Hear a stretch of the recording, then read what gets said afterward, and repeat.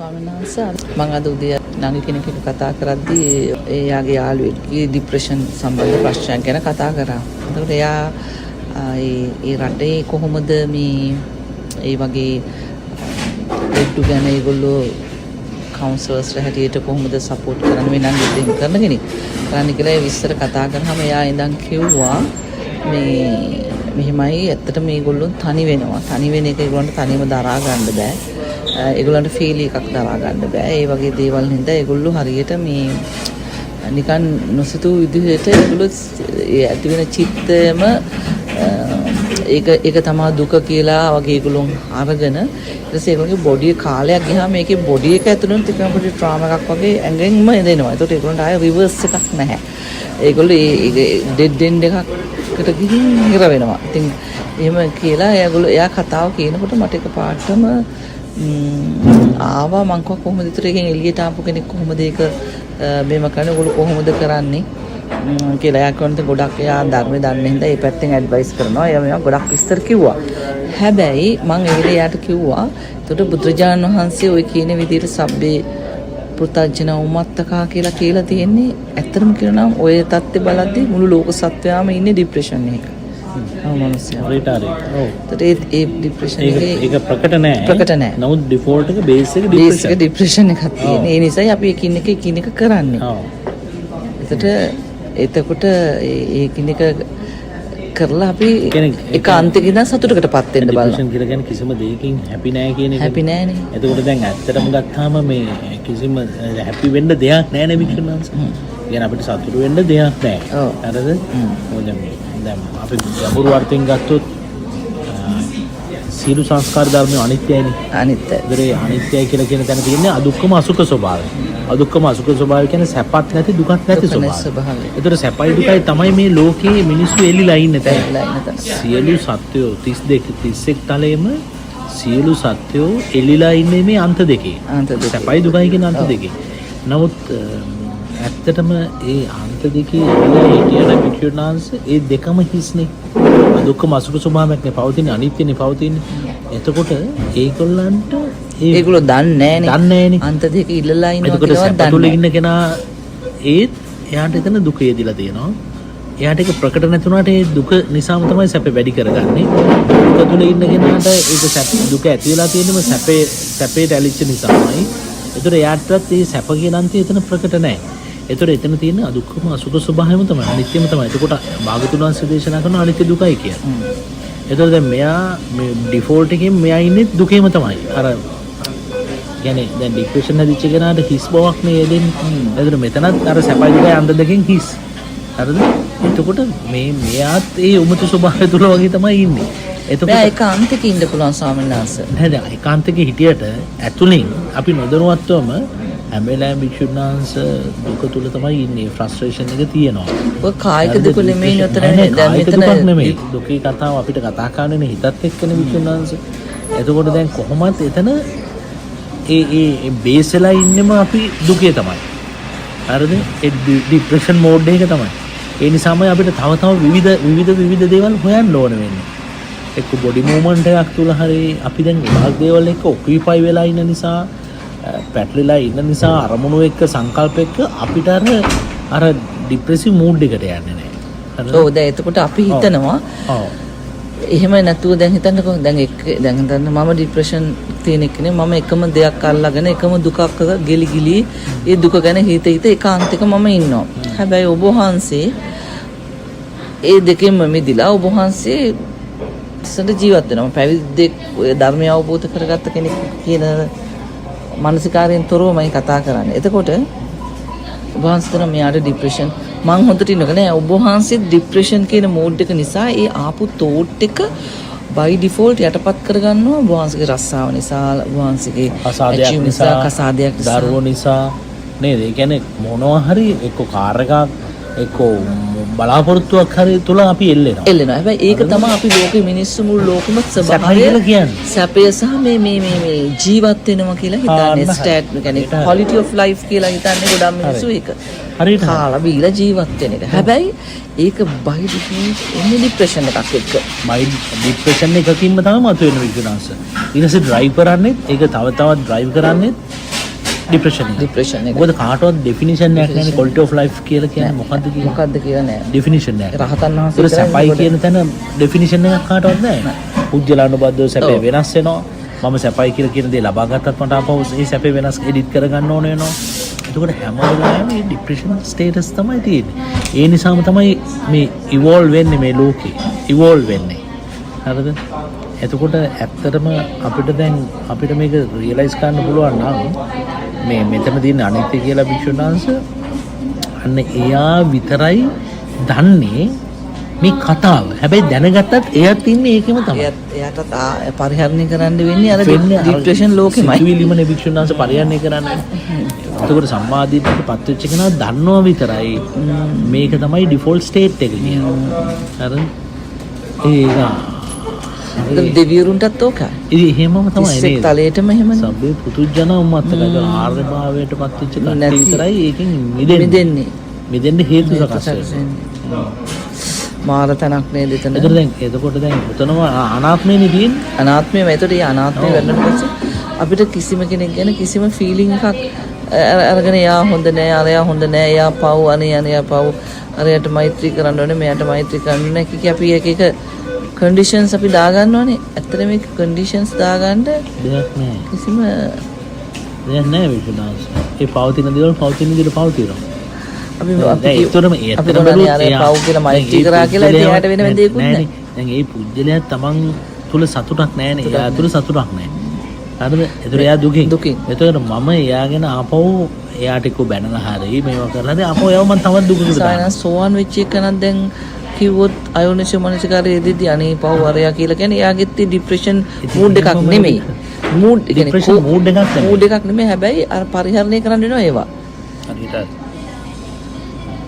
සෝවන් කෙනෙකුට කර්ම විපාකයකට එයා ඩිප්‍රෙෂන් මූඩ් එකකට යන්න බැරිද? විශ්වනාංශ කර්ම විපාක කියන දැන් අපි කතා කරන්න වෙන්නෙම අයෝනිසෝ මනසිකාරයත් එක්කම ડિප්‍රෙෂන් වෙන්න බෑනේ. විපාකේ එන්නේ එතන ඩිප්‍රෙෂන් කියන එක එන්නේ අයෝනිසෝ මනසිකාරයත් එක්ක නේද? එතන අපිට දැන් යෝනිසෝ මනසිකාරය ඇති කරගත්තොත් ડિප්‍රෙෂන් කියන එක අපිට මෙහෙම කරලා නැති කරගන්න පුළුවන්. එතකොට කර්මය මොනවා කරන්නද? කර්මය අසරණ වෙනවා ධර්මයේ ඉදිරියේ නේද? කර්මයේ ධර්මයේ ඉදිරියේ අසරණ වෙනවා විශ්වනාංශ. ඒක මාර තැන.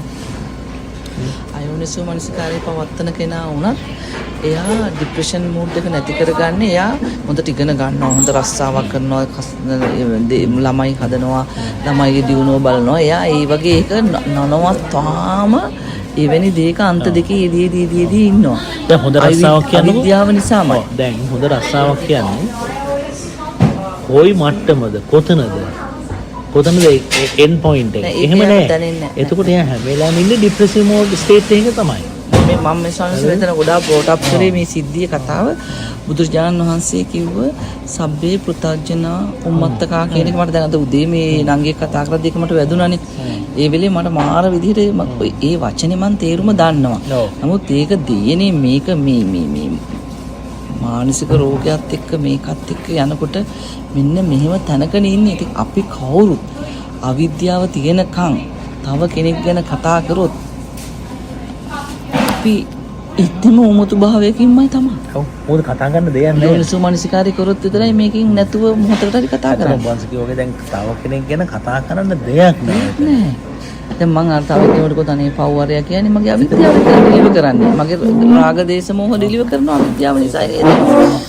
ඒකට මේක මේ මුළු ලෝකෙම පුළුවන් මට නංගම් රටවල් නැතුව ලෝභ දේශ මොහ වලින් මට මේ ලස්සනට chart එකක් හදලා drive කරන්න පුළුවන් වගේ. මම කියන්නේ ඒ කියන්නේ වෙන නමක් මුකුත් දාන්න ඕනේ නැහැ. මාර මැප් එකක් හදන්න පුළුවන් ඒක ලෝභ දේශ මොහ අවිද්‍යාව. ඔය එතනින්ම මට ලෝකේ හඳුනා ගන්න පුළුවන්. අවිද්‍යාව නිසා තමයි ලෝභ දේශ මොහ කියලා තුනක් හැදෙන්නේ. ඒක තමයි. තේරෙනවද? අර එතකොට දැන් අවිද්‍යාව නැත්තම් ලෝභ දේශ මොහ තුනක් කියලා කියන්නේ ලෝකේ නැහැ. ලෝකේ නැහැ. අන්න හරි. ඒ දෙන්නේ නැහැ. හරිද? එතකොට අවිද්‍යාව කියන දේ හැදෙන්නේ නොදැනීමත් එක්ක. ඒතර දැනුවත්භාවයේ කියන දේ මේ ප්‍රඥාව ඇති වුණාම අවිද්‍යාව දෙන්නේ නැහැ. ඒතර අවිද්‍යාව එතන දෙන්නේ නැත්නම් එතන ලෝකේ දෙන්නේ නැහැ. අන්න එයා ලෝකේ ඉක්මව ගිය කෙනා. ඇයි ලෝකයක් එතන පැනවෙන්නේ නැහැ වික්ෂුන් වහන්සේ. ලෝකේ පැනවෙන්නේම අවිද්‍යාව ප්‍රත්‍ය කරගෙන. ඔව් ඔව්. හරිද? ඒක තමයි මම කියන්නේ මැප් එකක් වගේ එක ඔළුවේ ඇදෙනවා. එතකොට දැන් එහෙනම් මෙතන දන්න නොදන්න භාවයෙන් තමයි මේ කතාව වෙන්නේ. දැනුවත් භාවයෙන් නොදන්නොත් භාවයෙන් කතාවම වෙන්නේ නැහැ. දැන් අපි මේ ඇමරිකාවට ආව නිසා මේ ඇමරිකාවේ තියෙන දේවල් පාවිච්චි කරනවා. ඔව්.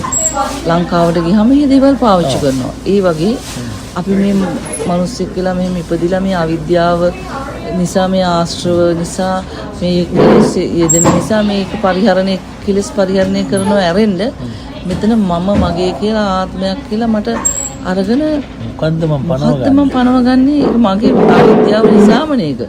ඉතින් අවිද්‍යාව නිසා මේක හදා ගන්නවද? අවිද්‍යාව නැතුණාම මේක නිරුද්ධ කරගන්න වෙනවා කියලා දැනගන්න. ඉතින් හැබැයි ඉන්න වෙන්නේ තරගෙම තමයි. ඒක ඉන්නවා. බට් ඒ ලෝකේ ටච් නොකර.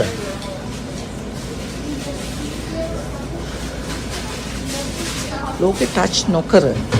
හැබැයි ලෝකේ ටච් වෙන්නේ මේ සර්ෆේස් මට්ටමින් ටච් වෙන ඇතුළේ ඕපන්. දැන් මේ පරිහරණය සිද්ධ වෙනවා. පරිහරණය කරත් එයා ටච් කරන්නේ නැහැ. ටච් කරන්නේ නැහැ. ලෝකේ නොපීඨා පරිහරණය. අන්න හරි. නොපීඨන්නේ වචනේ නොපීඨා පරිහරණයක් වෙනවා. ඔව්. ජීවිතේන්ද්‍රයේ පවතින තක්කල් පැවැත්මක් තියෙන බැවිත් වෙනවා. ඒක. හැම දෙයක්ම සකස් වෙන්නේ ડિප්‍රෙසිව් ස්ටේට් එකක් නිසාමයි. හැම දෙයක් මොකක් හරි මට කරන්න ඕන වෙන්නේ. අවුතර මොහොතම සතුටක් නැති නිසා. ඒතර මේක ලෙඩක් නෙමෙයි. කාටද තියෙන්නේ? මේක ස්වභාවය. මේ තනියෙන් තමන් මෙතන තේරෙන්නේ නැද්ද? එක එක්කෙනා තමන් තනියෙන් ලෝකයක් හදාගෙන ඉන්නවා වගේ. මේක එහෙමම තමයි විශ්වාස. හරියට හරි. අපිට වෙනස් දෙන්නේ ලෝකේ අපි මේ ඇමරිකාව මේ කට්ටිය යනවා කනෙක්ට් වෙනවා කියලානේ ෆීල් වෙන්නේ. ෆීලිංස් එන්නේ එහෙම වුණාට අර අතුලට ගිහින් බලද්දී තමන් තනියෙන් ජීවත් වෙන සිතුවිලිත් එක්ක තමයි. සංකල්ප ලෝකයක්. කාම ලෝකයයි තියෙන සංකල්ප වල විතරයි. සංකල්ප ලෝකයක්. සංකප්ප රෝග පුරුසස්සකාම. දෙවිවරුන්ටත් ඔච්චරමයි නේද? එහෙමමයි විශ්වාස. කොම්ෆර්ට් සෝන් එක වැඩි. ඔව්. සංකල්පයකටත් ඕකමයි. සංකල්පයකටමයි රිංගගෙන අර බය වෙච්ච වෙලාවට මීයා රිංගන්නේ ගුලකට ඒ වගේ අර සංකල්පය තුළටමයි මේ සත්‍ය ගුලි ගහන්නේ රිංග ගන්න. සරණක් හොයාගෙන සංකල්පයක් තුළට රිංගන. සංකල්පය හැදෙන්නේ හිතේ. ඒකේ කිසිම වටිනාකමක් නැහැ. කිසිම වටිනාකමක් නැහැ. මේ ධර්මයේ ප්‍රැක්ටිස් කරන්න මේ මට දැන් තේරෙන්නේ මේ ෂණය ඕන වෙන්නේ.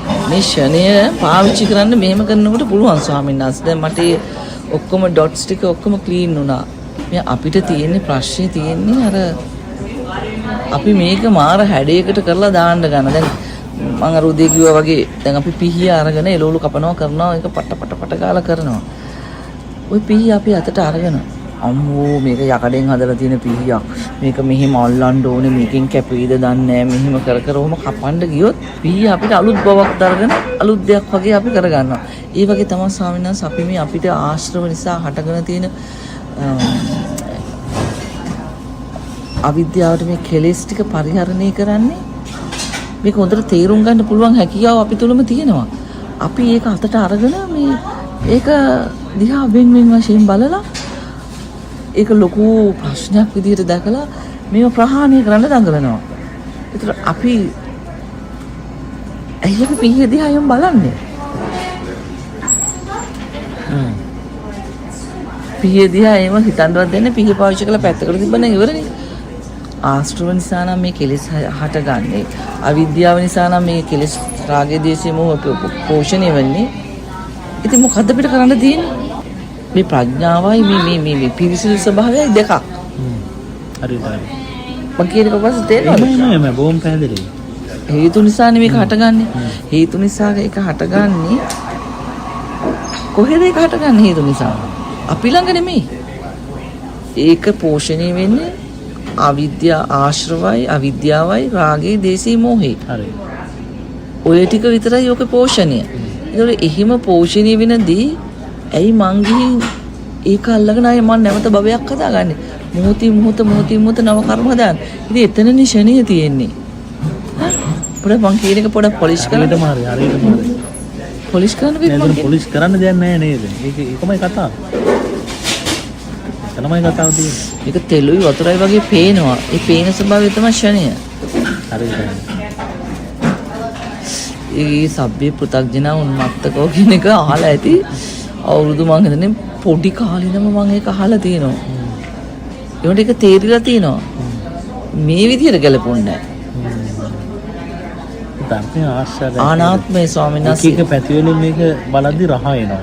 මේක තනිකරම ස්වාමීන් වහන්සේ අනිත්‍ය නිසා ඒ අනාත්මය වැඩෙන විදිහක් මේකෙන් දකින්නේ. අනාත්මයක්මනේ. දැන් ඔබ වහන්සේ දිහා බලනකොහම මම හිතනවා අනේ ස්වාමීන් වහන්සේ මෙහෙම ධර්මයේ කියනවා ස්වාමීන් වහන්සේ මෙහෙමයි. ඒතර මං හැමතිස්සෙම මං කට ඇරියොත් මං හුස්ම ගත්තත් මගේ අවිද්‍යාව මම මෙතන ඇඩ්‍රස් වෙන්නේ. මම මොකක් කරන්නද ඒකට? ඕක නොදන්න කෙනා අසරණයි. දැනගත්ත කෙනාට සරණක් තියෙනවා. එයා අසරණ නැහැ.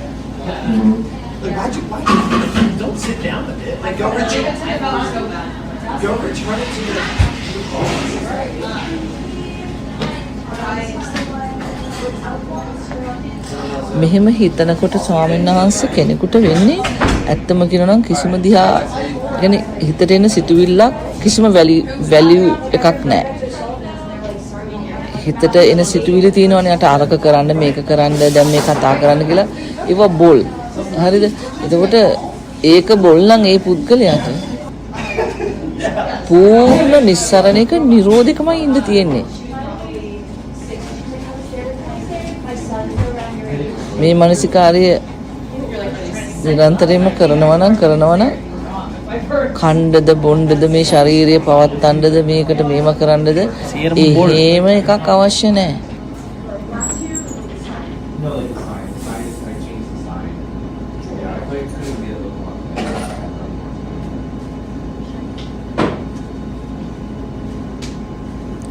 ඒ ෆෝස් එකේ අවිද්‍යාව පැත්තට එක දුන්නට පස්සේ ආය මෙහෙම මේ පැත්තට රිවර්ස් කරන්න හරිය අමාරුයි.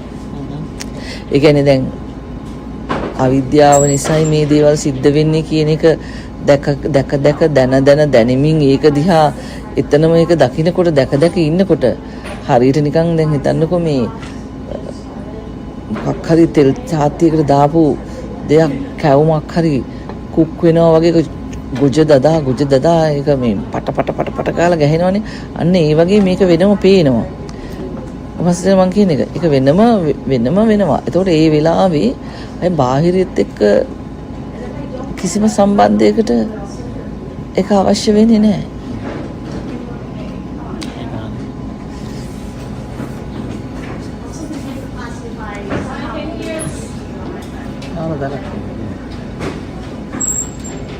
චූටි තැනින් ඔබ වහන්සේ පික් කරේ මේක. චූටි තැනකින්.